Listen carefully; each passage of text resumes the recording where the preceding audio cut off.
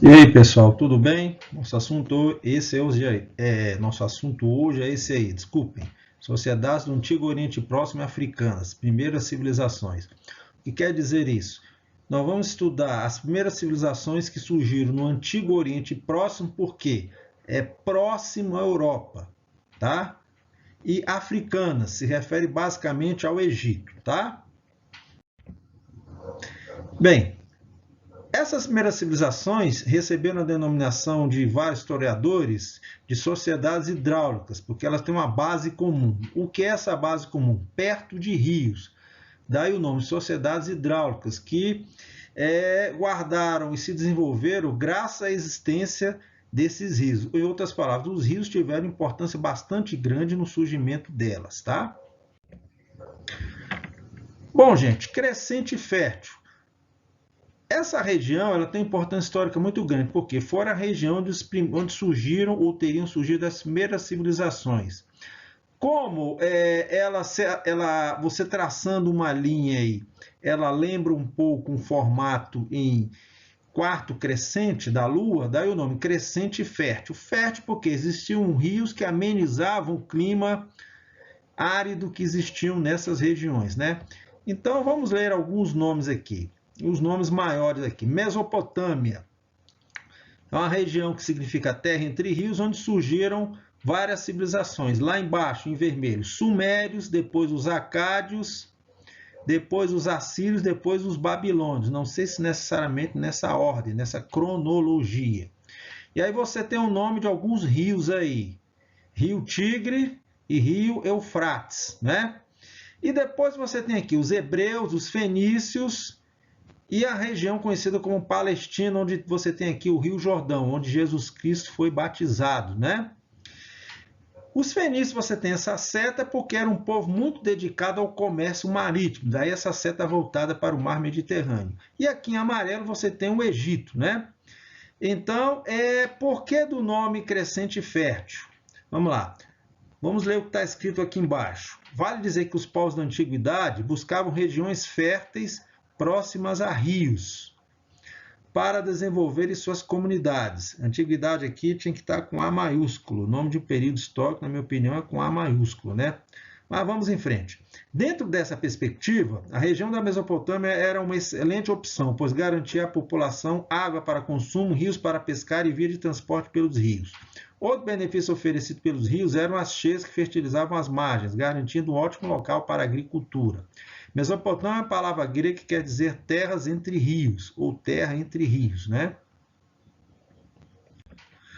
Crescente fértil, importância histórica, local onde surgiram as primeiras civilizações que se tem notícia, notadamente a civilização sumeriana em torno de 4.000 anos antes de Cristo. Por que do nome sociedades hidráulicas? Vamos reforçar aquilo que eu falei aqui, né, galerinha? Foi porque foram civilizações que se formaram perto dos rios. Civilização egípcia perto do rio Nilo e as que se desenvolveram na Mesopotâmia, a saber, sumérios, criadores da escrita cuneiforme, caldeus, não sei se é o nome que se dá aos acádios, né? Assírios e babilônios, perto dos rios Tigre e Eufrates, né? Em outras palavras, há uma relação entre esses rios e a formação dessas civilizações. Por isso teve um historiador grego que viajou ao Egito, passou algum tempo lá e fez uma afirmação que ficou muito famosa, né? O Egito é uma dádiva do Nilo, do historiador grego Heródoto. É uma comprovação da afirmação anterior, ou seja, o que é que ele quis dizer? Dádiva quer dizer um presente, ou seja, o Egito, a civilização egípcia só existiu, ou pelo menos teve uma grande dependência do rio Nilo para existir. Daí o nome Egito é uma dádiva do Nilo. Agora vamos relativizar um pouco essa afirmação. Vamos contestá-la em parte, né? Entretanto, essa afirmação não é adequada nos dias de hoje, pois passa a ideia de que a existência do rio por si só formou o Egito Antigo e mesmo outros povos. Chama-se determinismo geográfico. Em outras palavras, a geografia é que influenciou e ajudou no desenvolvimento de uma civilização. Aí vamos ver o que diz no próxima afirmação aqui. Ora, os rios tiveram que ser modificados para beneficiar estes povos, como construção de canais de irrigação e barragens, por exemplo. Em outras palavras, O curso dos rios teve que ser modificado para construir canais de irrigação para levar as águas desses rios para regiões mais longínquas para beneficiar o povo egípcio. Então, não é o rio por si só que permitiu o desenvolvimento da civilização egípcia. Ele foi importante, mas ele teve que ser trabalhado, modificado. Como? Através da construção de canais de irrigação e barragens, por exemplo. Mesopotâmia significa terra entre rios e não o nome de uma civilização antiga, ok? Então, isso é importante, ó. Mesopotâmia significa terra entre rios e não o nome de uma civilização, ok? Os sumérios foram duas das principais populações responsáveis pela construção da sociedade mesopotâmica, ou das sociedades que se desenvolveram na Mesopotâmia, é mais correto. Os sumérios e os acadianos. A origem dos sumérios não é conhecida, mas sabe-se que no quarto milênio antes de Cristo, ou seja, 4.000 anos antes de Cristo, eles estavam estabelecidos no sul da Mesopotâmia, nas ricas planícies próximas do Golfo Pérsico. Prováveis inventores da roda, usada nos veículos na fabricação de vasos de cerâmica, criaram uma das mais antigas escritas, a cuneiforme. Os sumérios também estão associados à invenção de um arado primitivo, a charrua, ao uso do bronze, à utilização de tijolos em construções e aos processos de irrigação. Aí nós temos um exemplo da escrita cuneiforme, feita em placas de argila, argila úmida, né? Cuneiforme porque eram feitas em forma de cunha, algum objeto que semelhante a uma cunha, né? Talhavam esses símbolos aí, e isso tinha um significado para os sumérios, né? A chave de fenda, por exemplo, é uma ferramenta que ela tem na sua ponta a forma de cunha, né? Então, eram objetos que tinham essa forma semelhante a uma chave de fenda, né? Aí, a tradução dos símbolos da escrita cuneiforme para o nosso alfabeto, né? Como que era o A escrito na escrita cuneiforme, o B, o C e assim por diante, né? A escrita egípcia hieróglifa, alguns historiadores usam a expressão hieroglífica, né? Também é uma escrita simbólica, né? Em que determinados objetos e animais e talvez outras coisas simbolizavam as letras, só para vocês terem uma noção. Então, uma curiosidade, vocês viram que a letra L é a primeira letra da palavra leão, né? Então, aqui é bem característico, né? E uma coisa interessante que você repara é que essa ave aqui, vamos chutar aqui, vamos supor que isso seja um pombo, ela representa várias letras, né? O O, o U e o W. Talvez essa ave combinada com alguma letra que vinha antes ou depois dessa letra, ela tinha significados diferentes, né?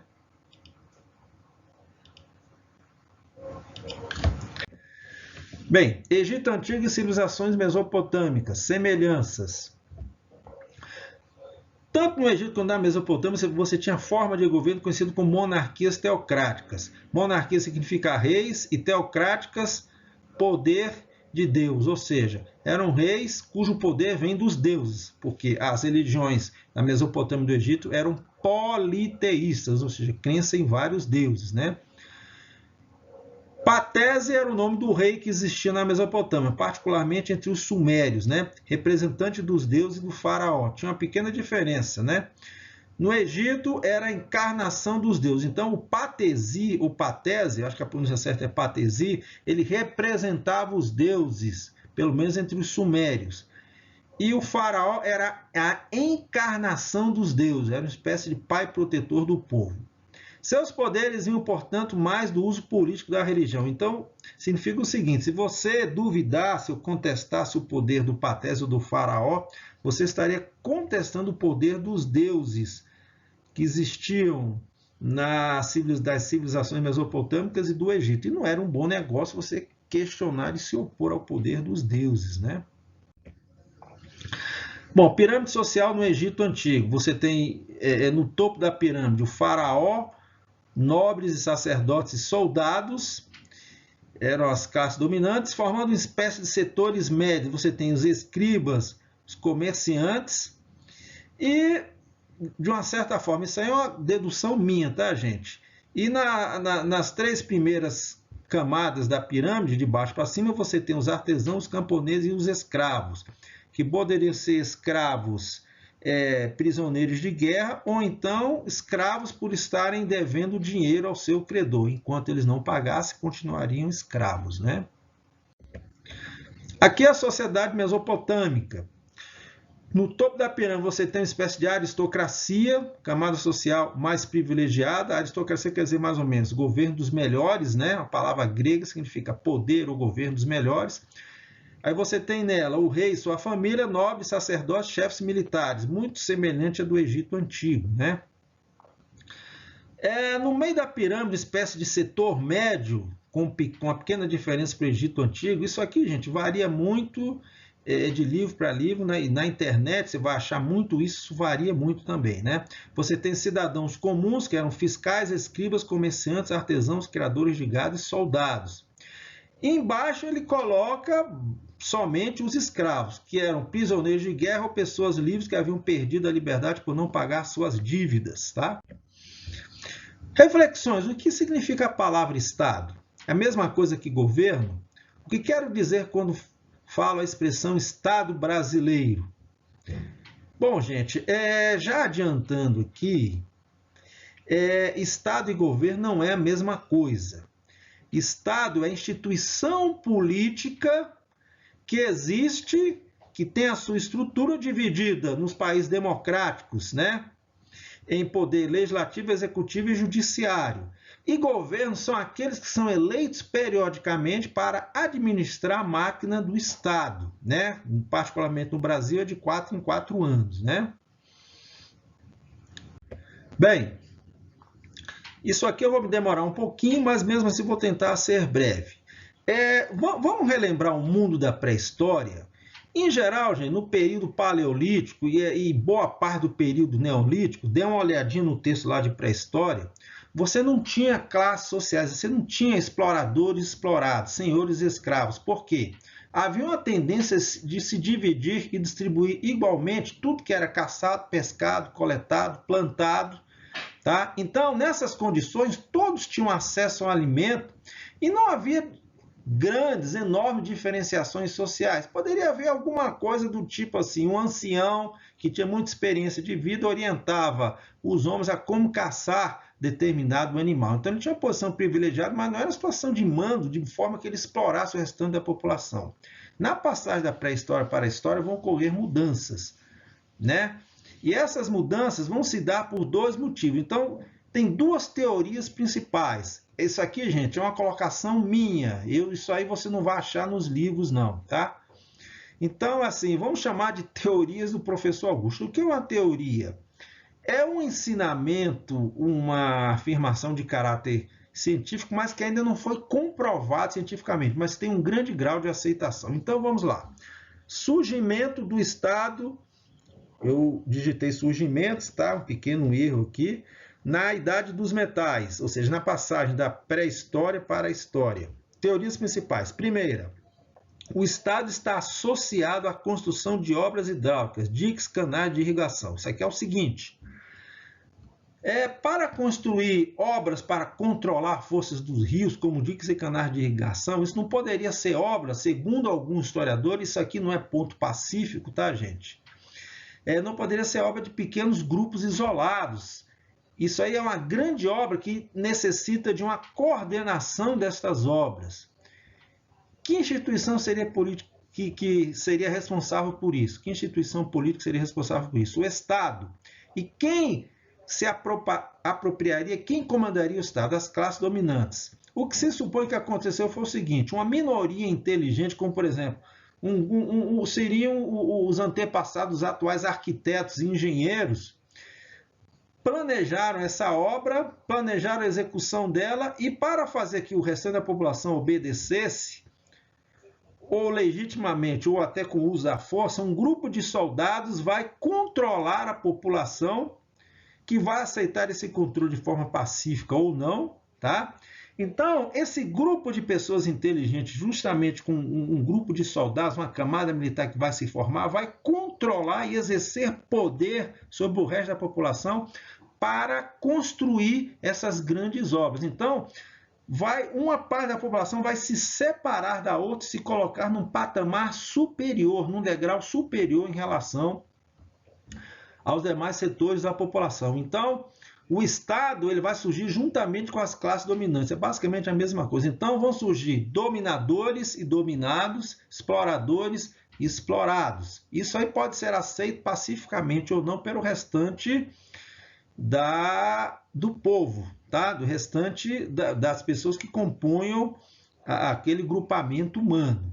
Então, a primeira teoria está associada à construção de grandes obras hidráulicas, onde uma minoria vai planejar essas obras e vai se destacar da sociedade e vai criar leis para que o restante da população a obedeça. Tá? Segunda teoria, o Estado está associado, o surgimento do Estado está associado ao controle do excedente de produção. Esse excedente de produção vem da agricultura. O que quer dizer isso? Excedente é tudo aquilo que sobra. Em outras palavras, uma minoria vai controlar esse excedente para distribuir em período de escassez. Né? Eu não saberia responder para vocês agora como que esses alimentos eram conservados. Tá?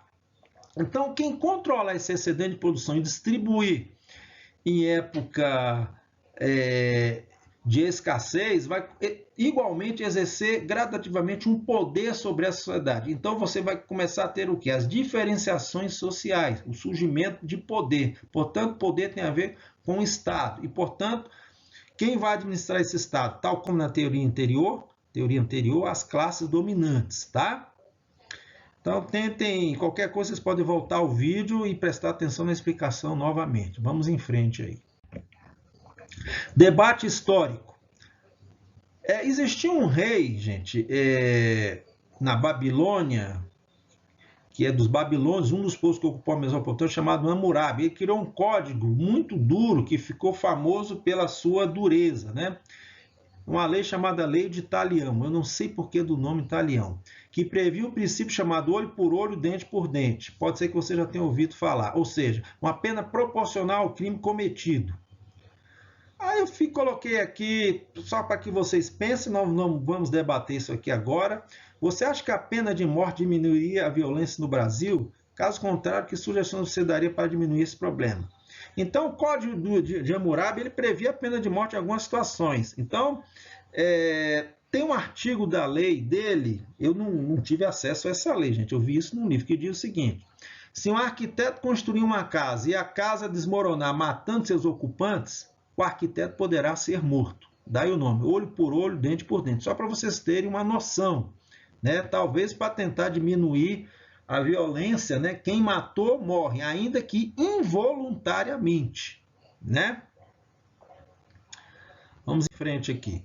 Aqui, gente, para concluir, uma pequena curiosidade, mas que é uma coisa simples, mas que seria bom vocês saberem.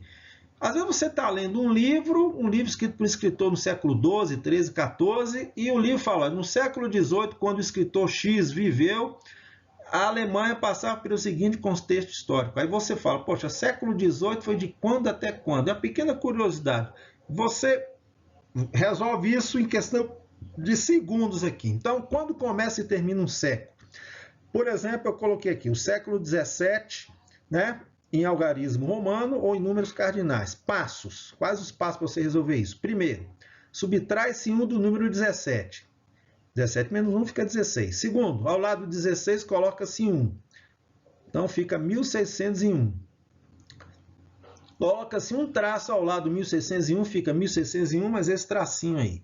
Quarto, repete-se o 17 e coloca-se 2 zeros do lado do 17. Fica 1700. Conclusão, eis o século XVII. Ele começou no ano 1601 e terminou no ano 1700. Então, o século XVII não começou no ano 1700 e muito menos no ano 1701. Começou em 1601, tá? Explicando de outra forma, eu peguei outro exemplo aí. Século XVIII. 18 menos 1, 17. Você acrescenta 0, 1 do lado, coloca um tracinho do lado, dá um empurrãozinho no 18, ele está lá em cima, ele cai. Você repete o 18 e acrescenta 2 zeros. Portanto, o século XVIII começou no ano 1701 e terminou no ano 1800, tá? Valeu, gente. Um abração, tá? Fiquem com Deus aí. Até a próxima.